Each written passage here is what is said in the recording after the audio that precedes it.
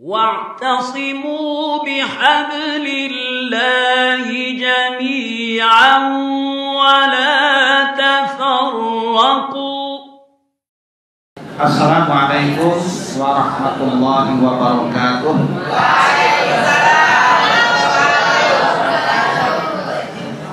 Alhamdulillah, wassalatu wassalamu ala rasulillah wa ala alihi wa ashabihi ajma'in.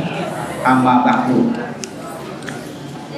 Para santri yang dirahmati Allah, malam ini kita akan membaca hadis nomor 16 dan 17.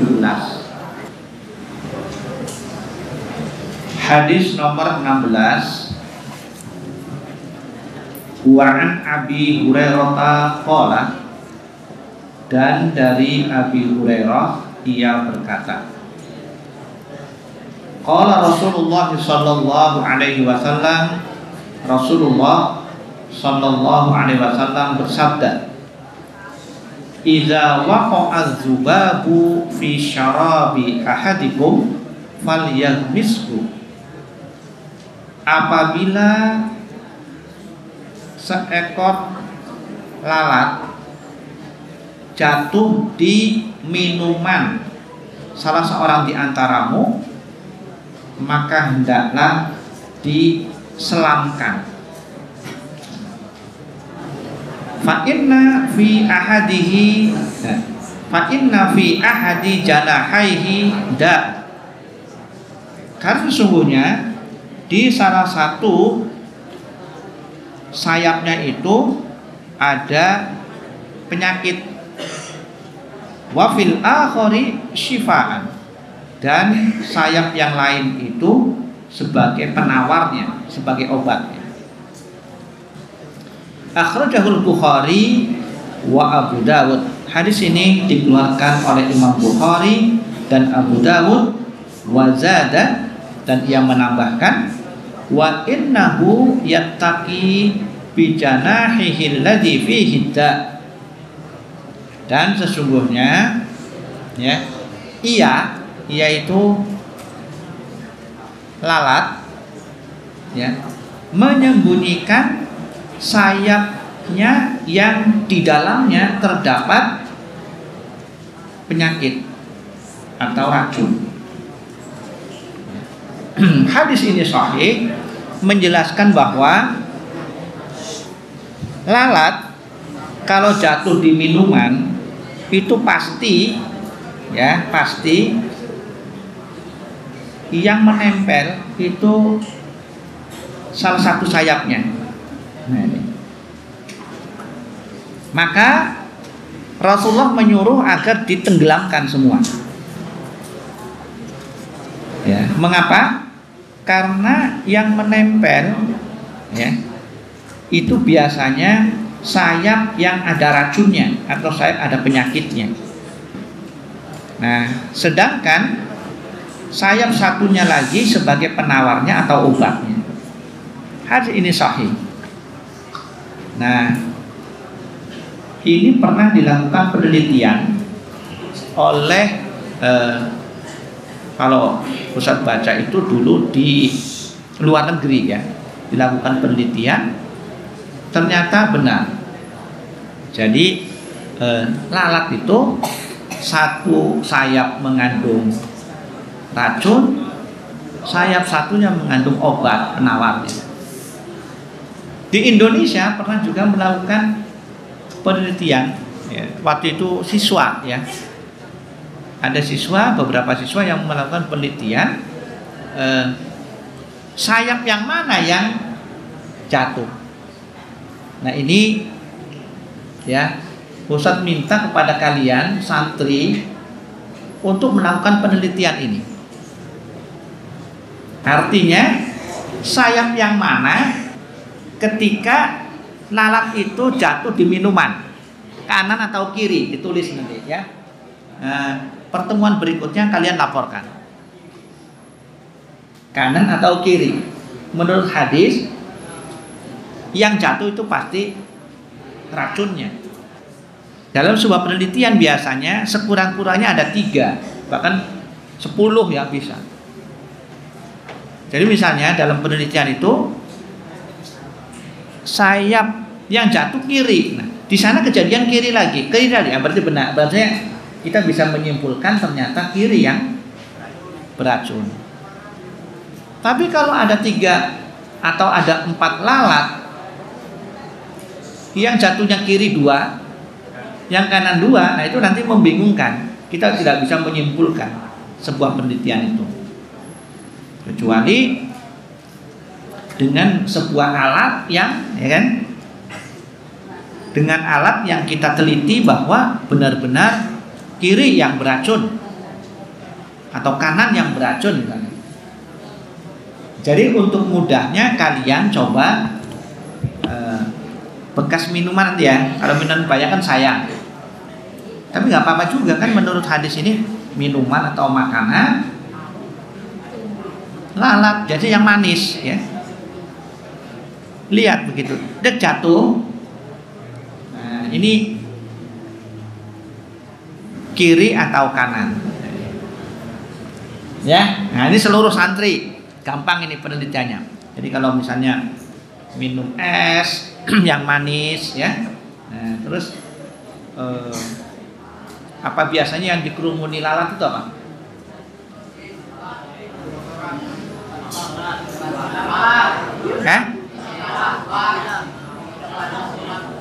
Nah, yang dikerumuni lalat apa?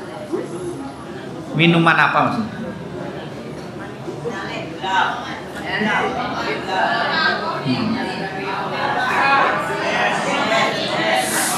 Ya, jadi ini tugas kalian, jangan sampai kalah dengan siswa di luar. Di luar sudah melakukan penelitian itu. Jadi santri jangan sampai kalah. Ini hadisnya sahih, jelas, jika kita melakukan penelitian, membuktikan, misalnya kita sudah yakin, kita sekarang teliti sayap yang mana yang jatuh di minuman, kayak kanan atau kiri. Sekurang-kurangnya 3 lalat yang jatuh. Kalau 1 masih maksudnya meragukan, jangan-jangan kebetulan ke kiri atau kebetulan ke kanan. Tapi kalau 3 lalat jatuhnya sama, semuanya ke kiri, itu memang berarti kita setelah memahami hadis ini, kita buktikan ya di lapangan. Ya. Lalatnya bebas, lalat apa saja itu. Nah, memang seakan-akan orang itu sepertinya ini, mungkin sebagian orang belum siap menerima dengan hadis ini. Dengan kata lain masih jijik gitu ya. Lalat jatuh, minuman kita langsung, kata Nabi, langsung ditelan. Nah, ditenggelamkan, ambil buang. Itu. Maka minuman tadi menjadi netral. Tapi kebalikannya, kalau misalnya ada lalat jatuh di minuman, lalu kita ambil langsung dibuang, itu nanti beracun minuman kita. Tapi kalau ditenggelamkan, maka racunnya menjadi netral oleh sayap yang lain. Ini hadis ini demikian.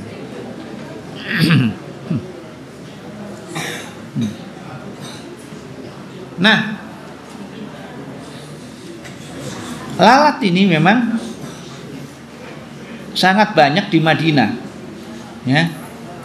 Di Madinah, ketika musim lalat itu banyak. Musim-musim tertentu itu sangat banyak lalat, terutama musim panas, ya. Banyak lalat. Termasuk di Indonesia nanti ada musim lalat.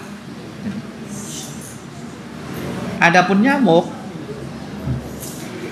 walaupun disebutkan dalam Al-Quran, ya kan, innallaha la yastahi ayyad riba masalam, ya, ba'udatan, ya kan, nyamuk. Tapi memang di Madinah nyamuk itu jarang sekali. Boleh dikatakan Ustadz 4 tahun di Madinah nggak pernah ketemu nyamuk. Nyamuk itu. Kalau lalat banyak lalat. Tapi kalau nyamuk nggak pernah menjumpai nyamuk. Artinya di Madinah jual obat nyamuk itu nggak laku. Jadi nggak ada. Jadi mungkin ada, tapi memang jarang sekali. Tapi nggak pernah. Ustadz selama 4 tahun kayaknya nggak pernah menemukan nyamuk di sana. Sama dengan lalat, enggak. Sama dengan cicak. Cicak disebutkan, di sini kan banyak. Di sana kayaknya nggak pernah, jarang menemukan. Baik. Jadi itu kesimpulannya. Kesimpulannya bahwa kita harus meyakini bahwa lalat itu sayapnya yang satu mengandung racun, yang satu penawar.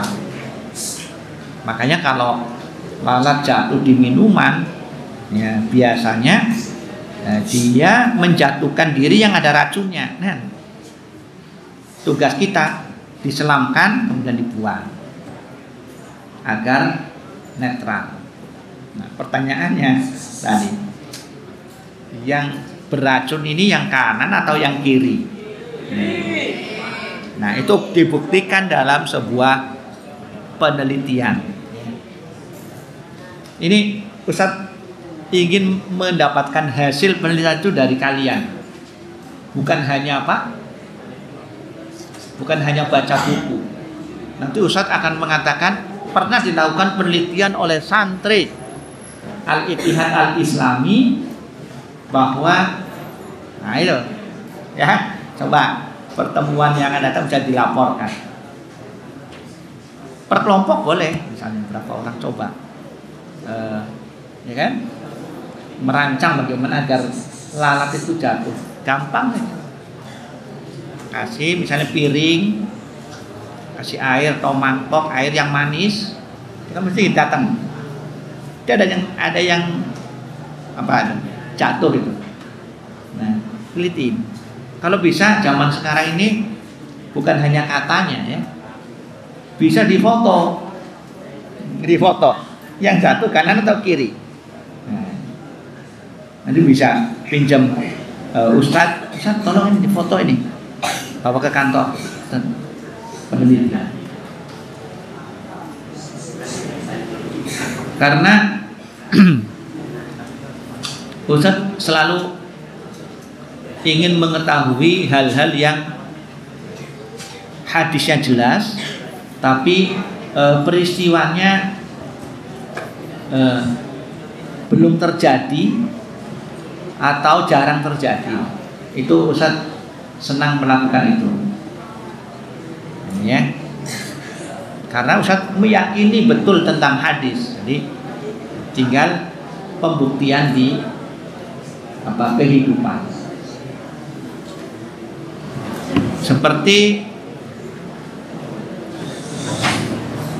sekarang kan ramai tuh setiap hari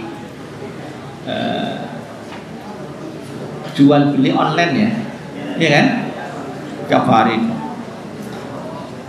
online. Nah, jual beli online itu muncul tahun 2000, bahkan 2010 lah. 2010 mulai ada, ya, jual beli online. Nah, Ustadz sudah melakukan penelitiannya tahun 2004, sebelum ada orang jualan online di Indonesia.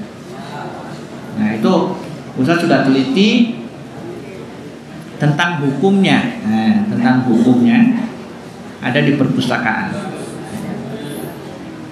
Ya, di perpustakaan sini ada Kalian bisa cari apa di Putri gitu ya.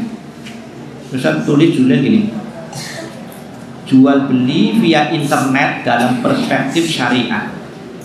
Itu tahun 2002 ya sampai 2004. Padahal jualan online itu semarak hanya ya 2015 sampai sekarang. Karena bahkan belum WA, WhatsApp ya, WA itu kan ada tahun 2015. Waktu itu awal-awal belum ada yang online. 2000 ya setelah 2015 baru orang jualan online. Nah, artinya 2004 belum ada di Indonesia.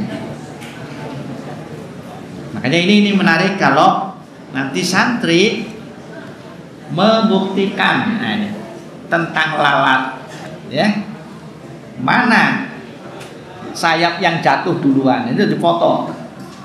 Satu, itu menjadi menarik ini, sebuah pengamatan yang pertama di mana? Di Indonesia mungkin, ya, karena Ustaz selama ini hanya penelitian di luar negeri. Nah, ini coba di Indonesia, Ma'had Al-Ittihad Al-Islami, santrinya. Nah, nanti yang menemukan orangnya difoto. Misalnya kelas 1, saya ini menemukan, lalatnya difoto, orangnya difoto. Nah, nanti narasinya gampang ditulis pada tanggal sekian. Ini menarik. Selanjutnya hadis yang terakhir, wa an Abi Waqidin Al-Laitsi radhiyallahu anhu qala, dan dari Abi Waqid Al-Laitsi semoga Allah meridhoinya, ia berkata, qala Nabi sallallahu alaihi wasallam, Nabi bersabda, ma quti'a minal bahimati, apa-apa yang dipotong dari hewan yang hidup,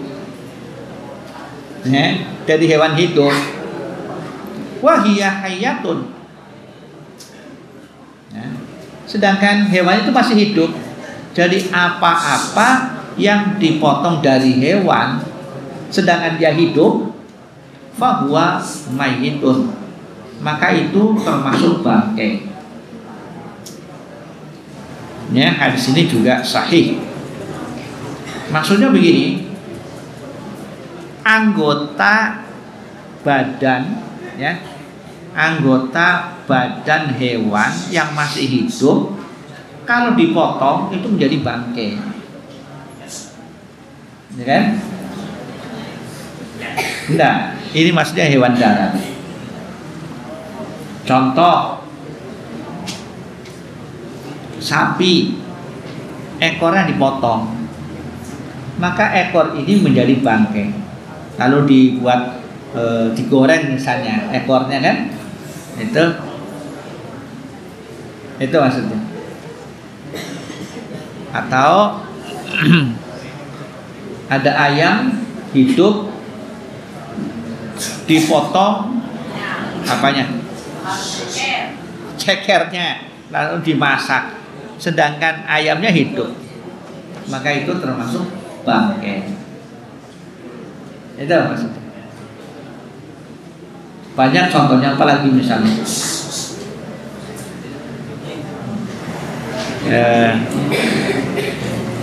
hewan-hewan yang ini ya, ada itu kambing. Tahu kambing gibas yang ekornya besar, ya, misalnya kambing ekornya itu dipotong, terus untuk sate, kambingnya dibiarkan hidup, maka itu bangkai. Nah, jelas, ya. Makanya kesimpulannya bahwa seorang muslim tidak boleh memotong bagian ya anggota badan dari hewan yang masih hidup. Selain juga disebut bangkai, juga akan menyiksa hewan tersebut. Itu maksudnya. Ya. Nah, ini muncul sering jadi pertanyaan memang. Nah, oleh karena itu, jadi kalau bagaimana dengan hewan laut ya? Kalau hewan laut tidak termasuk, misalnya karena bangkainya ikan itu sudah halal. Jadi mungkin akan muncul pertanyaan gini, kepiting, ya deh, kepiting pas dipegang, apa itu, capitnya lepas, kepitingnya lari, nah itu kan, nah boleh gak dimakan ini? Boleh, karena memang hewan laut. Itu maksudnya. Kalau ikan apa biasanya? Misalnya ada nggak kira-kira ikan yang panjang apa? Ikan layur ya. Ikan layur yang panjang. Pas dipotong, ya kan? Ekornya kita ambil, pas kepala dan badan tengahnya lari terus. Kan gitu. Maka karena ikan bangkainya pun halal, oleh karena itu potongannya juga halal. Berdasarkan hadis apa? Bahwa huwa tahurun wal hillu maitatuhu. Apa? Ketika Rasulullah bersabda tentang laut, ya, qala Rasulullah sallallahu alaihi wasallam fil bahri wa tahuru ma'uhu wal hillu maitatuhu. Suci airnya dan halal bangkainya. Ya. Terutama di Sapeken kan banyak ikan. Atau mungkin gini, ada ikan yang mahal justru siripnya, seperti hiu, ikan hiu, kerapu, nggak ada siripnya. Jadi ikan hiu itu memang katanya siripnya yang mahal. Nah, begitu dapat ikan hiu, cuma diambil siripnya, lalu hiunya dilepas lagi. Ya, ini apa? Halal tetap ya, karena apa? Itu hewan laut, bangkainya pun halal. Jelas ya? Ada pertanyaan? Baik, mudah-mudahan dua hadis yang kita baca ini bermanfaat untuk kita semuanya dan sebagai ilmu ya yang menjadi amal jariah kita. Untuk itu kita akhiri dengan kafaratul majlis.